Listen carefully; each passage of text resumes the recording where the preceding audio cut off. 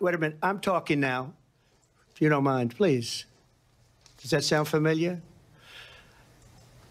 Excuse me, okay? I'm speaking right now. Sound familiar? Anyway, the economy, they blew it. Excuse me, I'm speaking right now. Sound familiar? That was a throwback to the vice president debate, 2020. Kamala versus Mike Pence. So that was a throwback, you know? I'm speaking right now. Sound familiar? Couple times too, he admonished her. Quiet. Quiet. Told her to be quiet at one point. And I guess she fussed and fighted, and, you know, she tried to show that she had a backbone, but it was just so phony. A bunch of phony baloney. You know, like at the beginning of the debate when they did the handshake, she walks up and goes,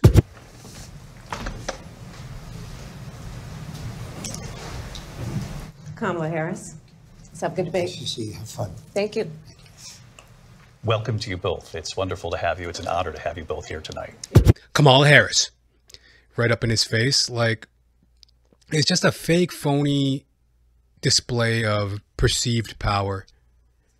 And I've been watching Kamala Harris, and I've been listening to her speak. I watched her DNC speech, and, you know, like I said, I believe that she's like 75% puppet, 25% con woman.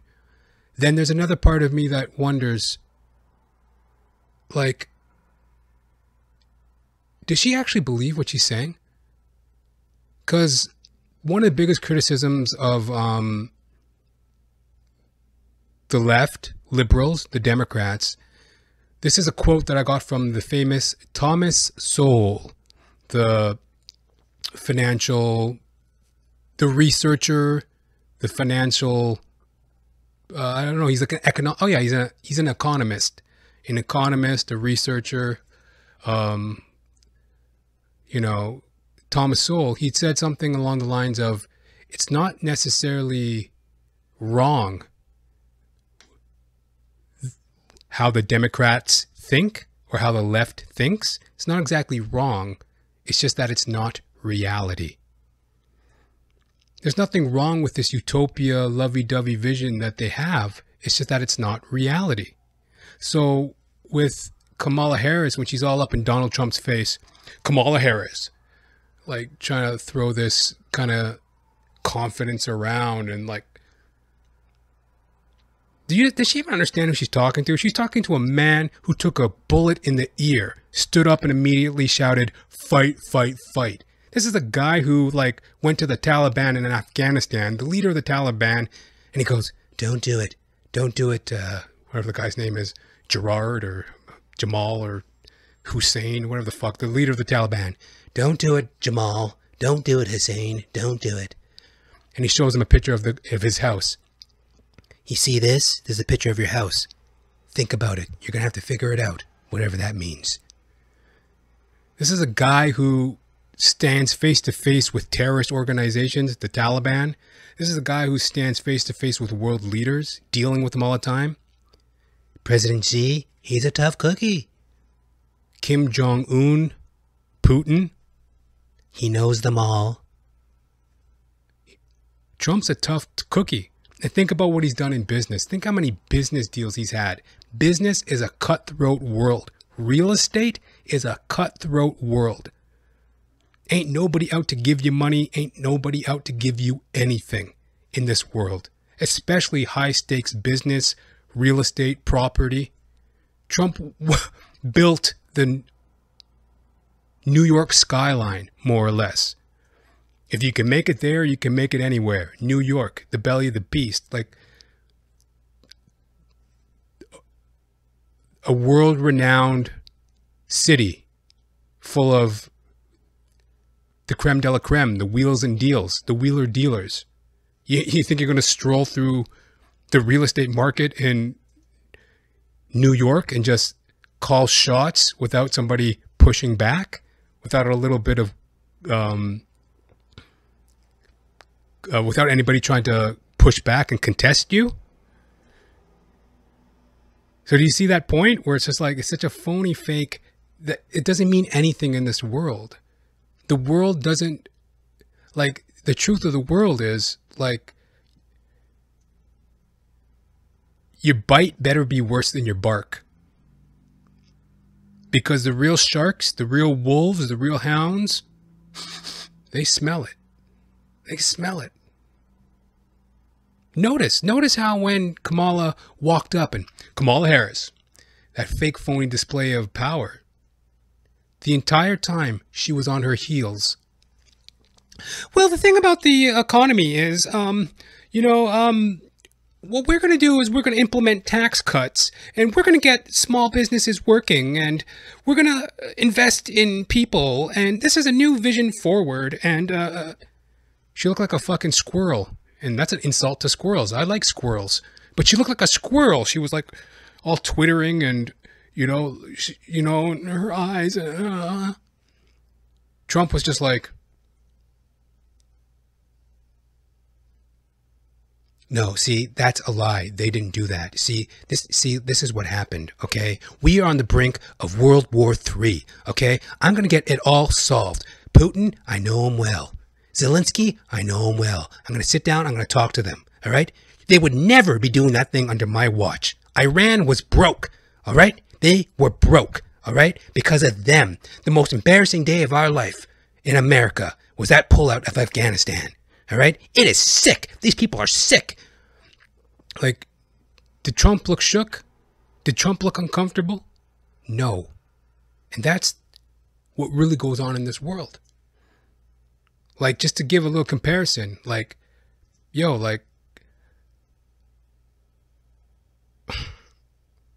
man to man, people know.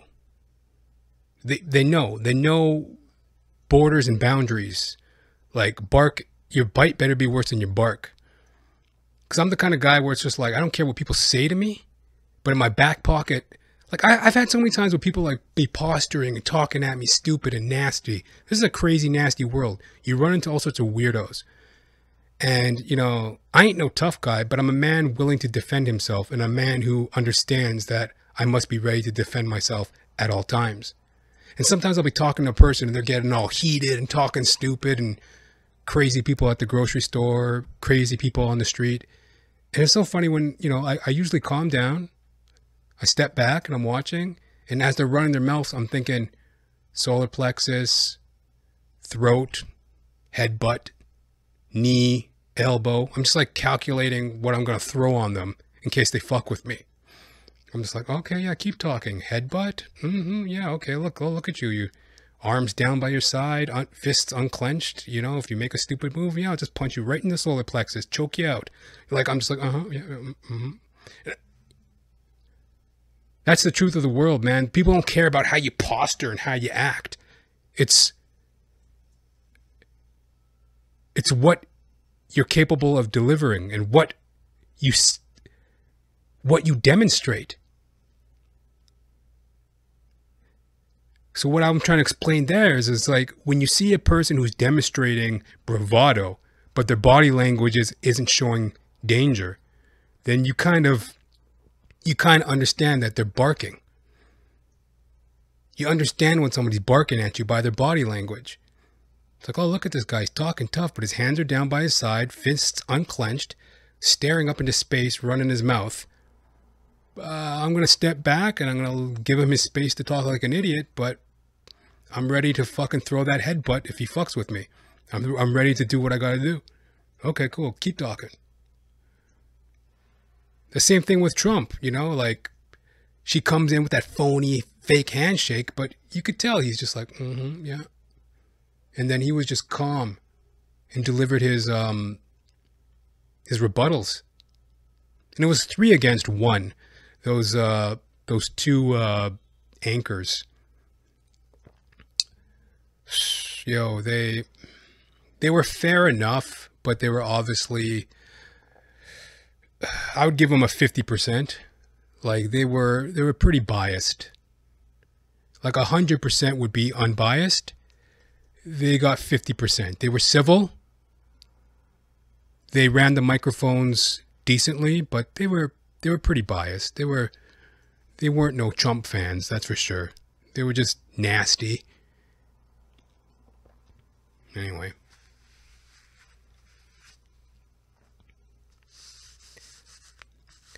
That handshake thing is kind of important because that's how world leaders deal with each other. There's that undercurrent. There's such a thing as subtext. Reading between the lines. Reading between the lines and subtext is very important in business. Now, while what I explained to you about the handshake is something that you can't definitively judge what I'm saying. I can't definitively judge what I'm saying about that handshake. But if you watch it, it says it all. She walked up, got up in his face, Kamala Harris. And all the pundits were talking. Are they going to shake hands? Are they going to shake hands? Are they going to shake hands? Is the world about shaking hands? Or is the world about stabbing you in the back? Is the world about a fucking foot on your throat? What is the world really about? If you're going to tell me the world's about handshakes, well, I'm going to tell you that it's actually about a foot on your throat. That's what's more important in this world. Not if whether or not you're willing to shake hands. It's whether or not you can put your foot on somebody's throat. That's what's important in this world. Unfortunately. So while they're all, oh, is she going to shake hands? Trump's thinking about putting his fucking foot on anybody's throat who fucks with the United States. Basically. He's just like, okay, yeah, shake my hand, don't shake my hand.